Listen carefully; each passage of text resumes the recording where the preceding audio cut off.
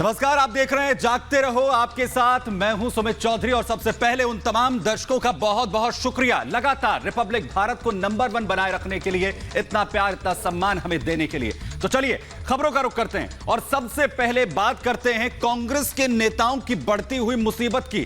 दरअसल कुछ दिनों पहले स्मृति ईरानी की बेटी पर जिस तरीके से बार चलाने को लेकर गोवा में आरोप लगाए गए थे, उस पर कांग्रेस नेता घिरते हुए नजर आ रहे हैं। पवन खेड़ा और साथ ही साथ जयराम रमेश की मुश्किलें यहां पर बढ़ती हुई नजर आ रही हैं। दरअसल इस पूरे मामले को लेकर स्मृति ईरानी कोर्ट पहुंच गई थी। वहीं अब कोर्ट की तरफ से फटकार लगी है। कोर्ट ने कहा कि जो आरोप लगाए गए हैं वो पूरी तरीके से निराधार और झूठे हैं। वहीं इस मामले को लेकर अगली सुनवाई अब 18 तारीख को होनी है और कोर्ट ने इस पूरे मामले को लेकर कांग्रेस नेताओं से जवाब तलब कर लिया है।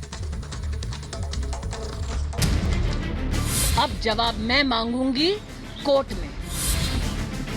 स्मृति जुबिन ईरानी को तुरंत प्रभाव से मंत्रिमंडल से बर्खास्त किया जाए। बार चलाने के आरोपों पर जो कांग्रेस नेता केंद्रीय मंत्री स्मृति ईरानी को घेर रहे थे, वो खुद सवालों के कटघरे में खड़ा हो गए। कांग्रेस नेता जयराम रमेश, पवन खेड़ा और नेटा डिसूजा ने स्मृति ईरानी की बेटी पर गोवा में बार चलाने का आरोप लगाया था, लेकिन दिल्ली हाई कोर्ट ने इसे निराधार बता दिया।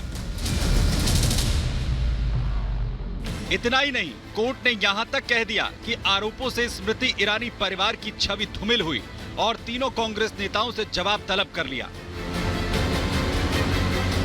दरअसल कांग्रेस के तीनों नेताओं पवन खेड़ा, जयराम रमेश और नेटा डिसूजा ने स्मृति ईरानी की बेटी पर गोवा में बार चलाने के गंभीर आरोप लगाए थे, जिसके बाद अपनी बेटी के बचाव में उतरी स्मृति ईरानी ने आरोपों को नकारते हुए तीनों कांग्रेस नेताओं पर मानहानि का मुकदमा ठोक दिया। मामले की सुनवाई हुई तो कोर्ट ने कांग्रेस के तीनों नेताओं के आरोपों को निराधार और झूठा करार दिया। कोर्ट ने ऑर्डर में कहा, जो आरोप कांग्रेस नेताओं ने लगाए हैं वो झूठे हैं, इन आरोपों का कोई आधार नहीं है। बार और जमीन स्मृति ईरानी की नहीं है। स्मृति की बेटी का बार से कोई लेना देना नहीं है। स्मृति या उनकी बेटी ने कभी बार लाइसेंस मांगा ही नहीं। आरोपों से स्मृति के परिवार की छवि भी धूमिल हुई है। इतना ही नहीं, कोर्ट ने तीनों नेताओं को स्मृति ईरानी की बेटी पर आरोप लगाने वाले ट्वीट भी तुरंत डिलीट करने को कहा। जाहिर है, गोवा में स्मृति ईरानी की बेटी पर तीनों कांग्रेस नेताओं ने आरोप क्या लगाए, स्मृति ईरानी ने कांग्रेस नेताओं का खुमार उतारने की ठान ली। मामले में स्मृति ईरानी ने 2 करोड़ की मानहानि का मुकदमा कर दिया और कोर्ट की फटकार के बाद अब तीनों कांग्रेस नेताओं पवन खेड़ा, जयराम रमेश और नेटा डिसूजा को अगली सुनवाई यानी 18 अगस्त को जवाब देना है। Bureau report, Republic Bharat.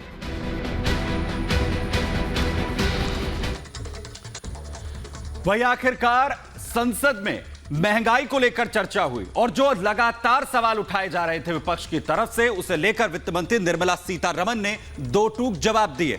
वहीं निर्मला सीतारमण ने साफ किया कि पूरी दुनिया को देखते हुए हिंदुस्तान की स्थिति काफी बेहतर है और इसके अलावा उन्होंने यह भी कहा कि मंदी का असर हिंदुस्तान पर नहीं होगा। रिपोर्ट देखिए।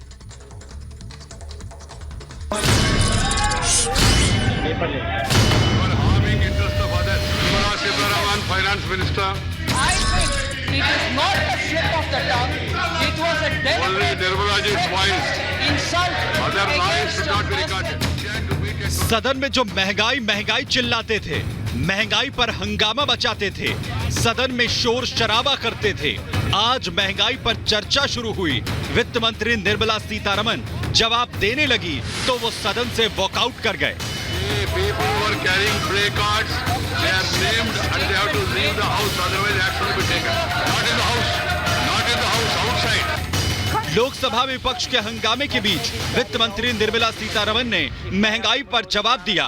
वित्त मंत्री ने दावा किया कि महंगाई पर काबू पाने के लिए सरकार ने हर कदम उठाए हैं। सरकार की कोशिश है कि महंगाई दर को 7% से नीचे रखा जाए और सरकार इसमें कामयाब रही है।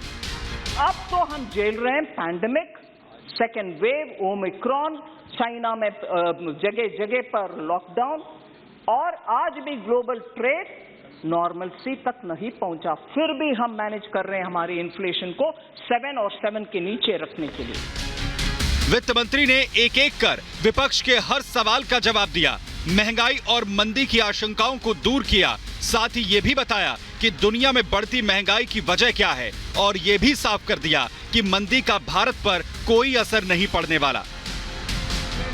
जब वित्त मंत्री महंगाई पर जवाब दे रही थी तो कांग्रेस के सांसद सदन में नहीं बैठे, सरकार का जवाब नहीं सुना, लेकिन बाहर आकर फिर महंगाई का राग अलापने लगे, सरकार पर गुमराह करने के आरोप लगाने लगे।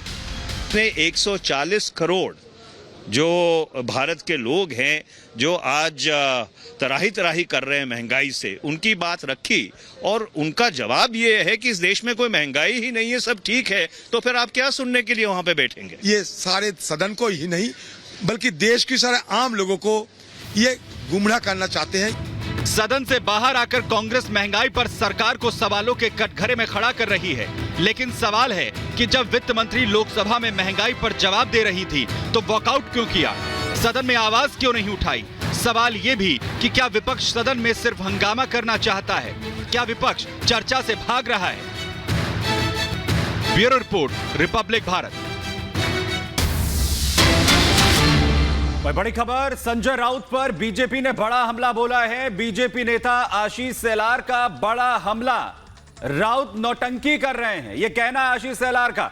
राउत ने बैंकों से धोखाधड़ी की है, शिवसेना ने मराठी परिवारों के सपनों का खून किया है, आशीष सेलार कहते हुए नजर आए। तो बड़ा हमला बीजेपी की तरफ से आशीष सेलार ने संजय राउत पर किया, जिसमें उन्होंने कहा कि राउत ने बैंकों से धोखाधड़ी की है और अब नौटंकी कर रहे हैं। राउत पर नौटंकी करने की बात जो है वो आशीष सेलार ने कही है।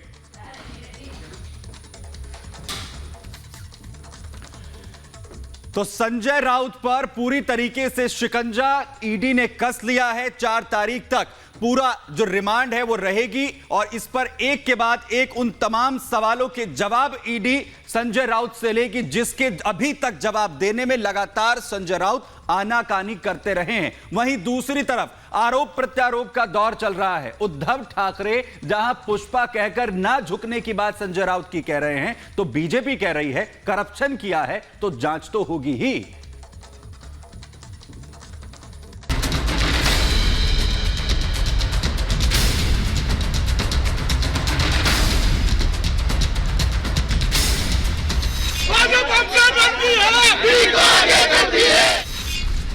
उद्धव के राउत सवालों के कटघरे में हैं। सवाल पात्रा चौल घोटाले से जुड़े हैं और पूछ ईडी रही है। रविवार देर रात गिरफ्तारी के बाद राउत से लंबी पूछताछ चली, लेकिन बताया जा रहा है कि संजय राउत ने सभी सवालों का जवाब नहीं दिया, जिसके बाद ईडी ने उन्हें कोर्ट रूम में पेश किया और 8 दिन की रिमांड मांगी। ईडी ने कोर्ट में दलील दी कि पात्रा चौल घोटाले से संजय राउत के परिवार को सीधा फायदा हुआ।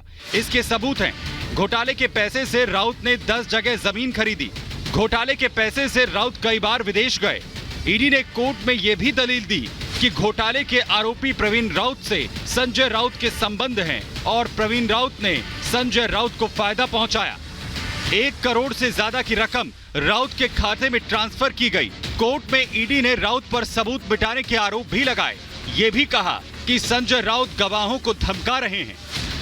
इसके बाद संजय राउत के वकील ने ईडी की कार्रवाई का विरोध किया, लेकिन अदालत ने संजय राउत को 4 अगस्त तक ईडी की रिमांड पर भेज दिया, जहां ईडी उन्हें पात्रा चौल घोटाले से जुड़े सवाल पूछ रही है। संजय राउत के खिलाफ जांच की आंच तेज हुई तो महाराष्ट्र का सियासी गलियारा भी तपने लगा। राउत के बचाव में खुद उद्धव ठाकरे सामने आए, उन्हें पाक साफ बताया और बीजेपी को सवालों के कटघरे में खड़ा करने लगे। साथ ही फिल्म पुष्पा का जिक्र कर कहा कि राउत झुकेंगे नहीं। शक्ति का उपयोग किया जा रहा है और अगर ऐसे ही आपका तरीका होगा तो मैं यही कहना चाहता हूं, आप जैसे बर्ताव उस वक्त अन्य लोगों के साथ करते हो, शायद उससे बुरा बर्ताव उस वक्त जनता आपके साथ कर सकती है। नहीं, मुझे संजय राउत पर अभिमान है और बाला साहब का असली सैनिक सिर्फ वो पिक्चर देखने के लिए ठीक है, पुष्पा झुकेगा नहीं, लेकिन ये झुका नहीं। जो झुकने वाले थे वो हमाम में चले गए और झुकने वाला कभी शिवसैनिक नहीं हो सकता। उद्धव ठाकरे ने बीजेपी पर हमला बोला तो पलटवार होने में भी देर नहीं लगी। उद्धव ने राउत के खिलाफ कार्रवाई पर सवाल खड़े किए तो बीजेपी ने पूछा कि आरोपी के खिलाफ कार्रवाई पर हंगामा और सियासत क्यों? आप एक पॉलिटिशियन हैं, आप एक बड़े पार्टी के सांसद हैं, तो इसका अर्थ है कि आपके ऊपर किसी प्रकार का इन्वेस्टिगेशन नहीं होना चाहिए। किसने कहा ऐसे इन्वेस्टिगेशन नहीं होना चाहिए? देखिए, जनता जनार्दन की गाढ़ी कमाई, यदि उसमें करप्शन होगा तो ये नया भारत है, जीरो टॉलरेंस फॉर करप्शन है और स्वाभाविक रूप से करप्शन का इन्वेस्टिगेशन होगा। संजय राउत के खिलाफ ईडी के एक्शन पर सियासी गलियारे में जो बवंडर उठा, उसकी आहट संसद तक सुनाई दी। राउत की गिरफ्तारी पर दोनों ही सदन में जमकर बवाल हुआ। विपक्ष ने राउत की गिरफ्तारी पर सवाल खड़े किए तो सरकार ने दो टूक कह दिया कि जांच एजेंसी की कार्रवाई में सरकार का कोई दखल नहीं है। अब विपक्ष की जो आवाज सुननी चाहिए, उसी को दबोचने की अगर इरादा सामने सत्ताधीशों का हो तो ये लोकतंत्र में बहुत बड़ा आघात है। Those who break the law face the consequences of the law. I would appeal to them, let law take its own course. Government cannot interfere in the law enforcement agencies. They are doing their job. I would honestly appeal to the opposition to allow the House to run. Sanjay Raut के खिलाफ ED के action पर महाराष्ट्र से लेकर दिल्ली तक हंगामा बरपा है, लेकिन सवाल है कि अगर राउत पाक साफ हैं, तो जांच से डर क्यों? ईडी की कार्रवाई पर अब राउत और विपक्षी दलों के नेताओं को भरोसा क्यों नहीं है? सवाल ये भी कि पात्रा चौल घोटाले के तार कहां तक हैं? Bureau report, Republic Bharat. वही बात करते हैं कोलकाता के कैश कांड की, जिसे लेकर लगातार कार्रवाई जारी है। ईडी पार्थ और अर्पिता से लगातार सवाल कर रही है और यह जानने की कोशिश कर रही है कि आखिर पैसा और कैश कहां पर छिपा हुआ है। वहीं इस पूरे प्रकरण के बाद पार्थ को जहां टीएमसी ने बाहर का रास्ता दिखा दिया है, कार्रवाई की है, वहीं एक पूर्व नेता टीएमसी की उनकी तरफ से कहा गया है कि चारों तरफ भ्रष्टाचार फैला हुआ था। किस तरीके की तमाम चीजें कही गई हैं, रिपोर्ट देखिए।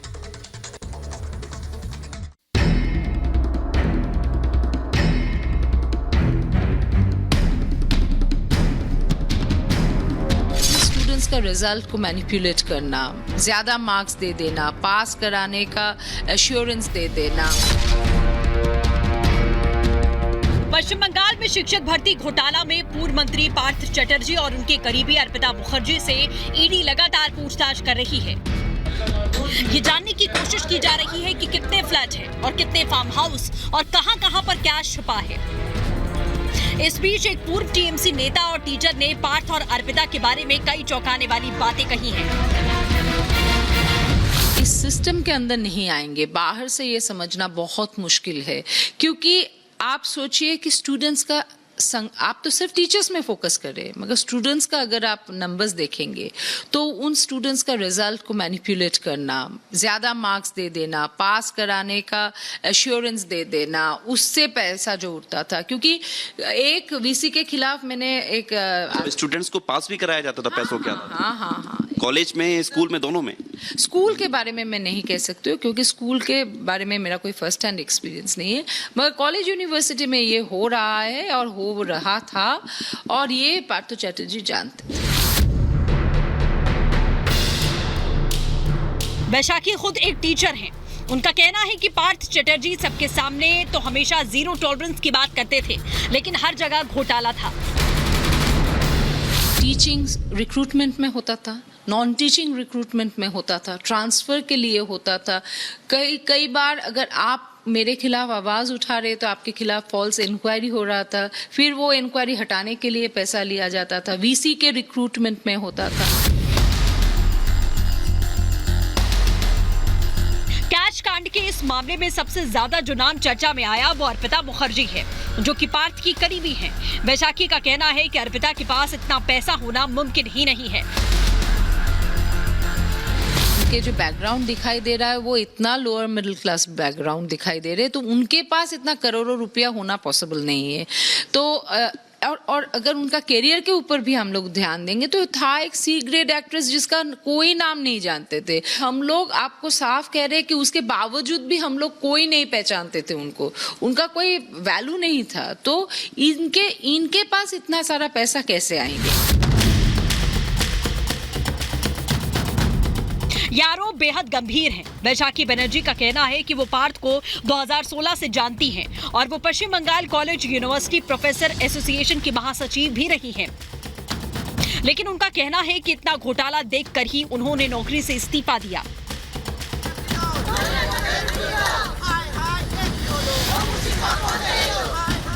जब से ये मामला सामने आया कई जगह प्रदर्शन भी किए जा रहे हैं, कई टीचर अपना अधिकार मांग रहे हैं। देखना ये होगा कि घोटाले में कितनी परतें खुलती हैं और जिन लोगों का हक मारा गया उन्हें न्याय कब मिलता है। Bureau report, Republic Bharat. वहीं मध्य प्रदेश के जबलपुर में आज बड़ा हादसा हुआ जहां एक निजी अस्पताल में आग लग गई। कई लोग इस हादसे में हताहत हुए हैं, कई लोगों की जान गई है। वहीं कई सवाल भी खड़े हो रहे हैं, क्या सुरक्षा मानकों का ख्याल नहीं रखा गया? आखिर इन मौतों का जिम्मेदार कौन है? हालांकि राज्य सरकार की तरफ से खुद मुख्यमंत्री शिवराज सिंह चौहान ने मृतकों के परिवारजनों के लिए मदद का ऐलान किया है।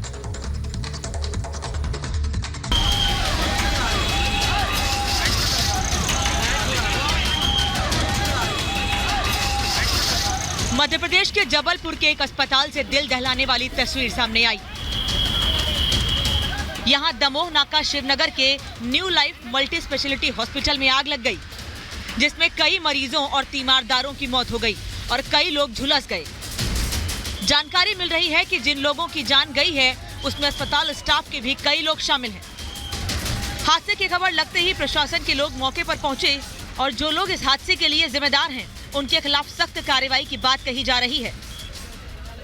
पहली प्राथमिकता हमारी पूरी हो जाए घायलों के इलाज की, तो हमें उन कारणों की भी जांच करना चाहिए कि आखिरकार ये घटना क्यों हुई और उसके पीछे के कारण क्या रहे हैं।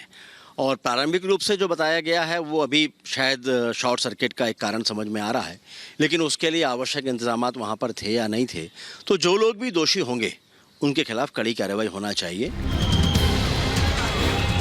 मध्य प्रदेश के मुख्यमंत्री शिवराज सिंह चौहान ने भी हादसे पर दुख जताया है और मृतकों के परिजनों के लिए 5 लाख रुपए मुआवजे का ऐलान किया गया है और गंभीर घायलों के लिए 50,000 रुपए मुआवजा देने की बात कही गई है। साथ ही घायलों के इलाज का खर्च सरकार उठाएगी। बहुत दुर्भाग्यपूर्ण और दुखद घटना हुई है। मैं लगातार प्रशासन के संपर्क में हूँ। आग पर पूरी तरह से काबू पाया जा चुका है। जो घायल हैं उनको दूसरे अस्पतालों में उपचार के लिए भेज के बेहतर उपचार की व्यवस्था की जा रही है। मैंने घटना की कमिश्नर जबलपुर को जांच के निर्देश दिए हैं। दुर्घटना के कारणों का भी पता करेंगे, दोषियों को दंडित भी करेंगे। आग इतनी विकराल थी कि इसके लिए फायर ब्रिगेड के साथ बिजली विभाग के लोग भी पहुंचे। बिजली विभाग के कर्मचारियों ने बिजली कनेक्शन काटा। इसके बाद लगभग 1 घंटे की मशक्कत के बाद आग पर काबू पाया जा सका। लेकिन इस दुखद हादसे पर सवाल यही उठ रहे हैं कि आखिर कई लोगों की मौत और इस बड़ी लापरवाही के पीछे कौन जिम्मेदार है। Bureau report, Republic Bharat. UP के कानपुर शहर के एक स्कूल में एक नया विवाद सामने आ गया, जहां पर स्कूल के अंदर बच्चों को कलमा पढ़ाया जा रहा था। इसे लेकर सवाल खड़े हुए। हिंदू संगठनों ने अपनी आपत्ति इसमें दर्ज करा दी है और पूरे मामले की जांच की मांग इसे लेकर की गई है। रिपोर्ट देखिए।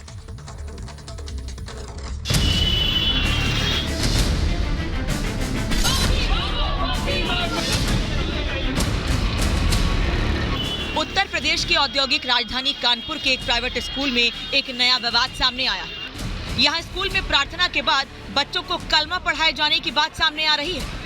इस बात की जानकारी मिलते ही स्कूल में बड़ी संख्या में अभिभावक और हिंदू संगठन से जुड़े लोग इकट्ठे हो गए।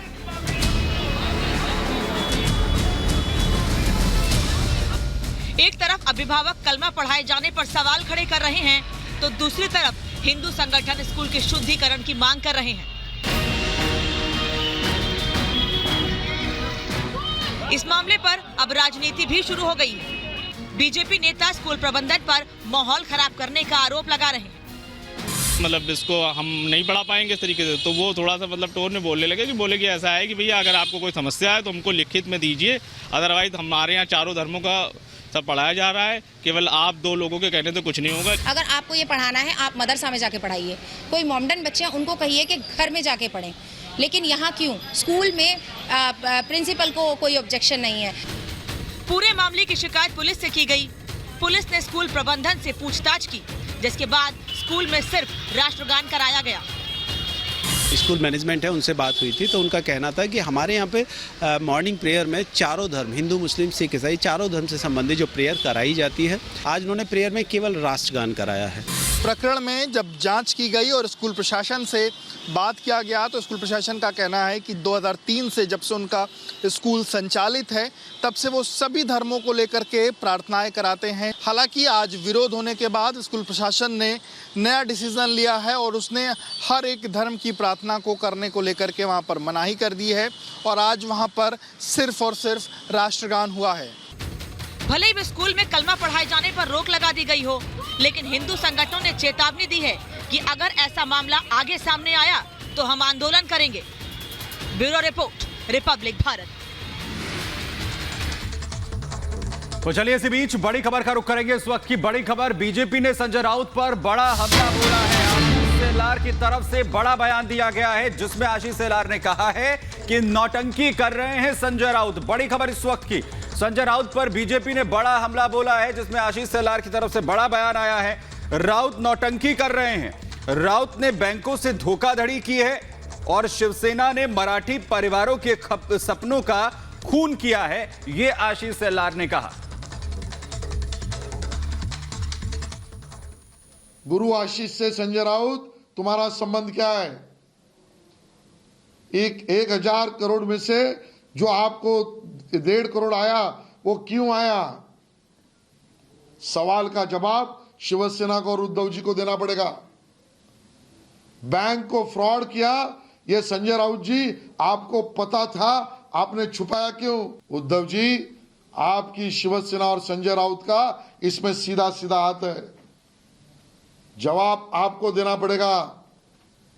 और इस तरीके के भ्रष्टाचार की अगर इंक्वायरी होती है तो ये खुन्नस नहीं है, ये कानूनन तरीके से हो रही है। बड़ी खबर इस वक्त की, देश में मंकी पॉक्स के अब तक 6 मरीज सामने आ चुके हैं। इसमें राजस्थान में एक संदिग्ध मरीज मिला है। यह बड़ी खबर इस वक्त की। बड़ी खबर, दिल्ली में एक व्यक्ति में मंकी पॉक्स के लक्षण है जिसमें नाइजीरियन शख्स को यह मंकी पॉक्स की बात सामने आ रही है। दिल्ली में एक नाइजीरियन व्यक्ति में मंकी पॉक्स की पुष्टि हुई है। बड़ी खबर, तो बड़ी खबर इस वक्त की, देश में मंकी पॉक्स के अब तक 6 मरीज हो चुके हैं। राजस्थान में जहां एक संदिग्ध मरीज मिला है, दिल्ली में एक व्यक्ति में मंकी पॉक्स और इसके अलावा नाइजीरियाई शख्स को मंकी पॉक्स मिला है। तो चलिए फिलहाल जागते रहो में इतना ही। बाकी खबरों के लिए आप बने रहिए रिपब्लिक भारत के साथ। नमस्कार।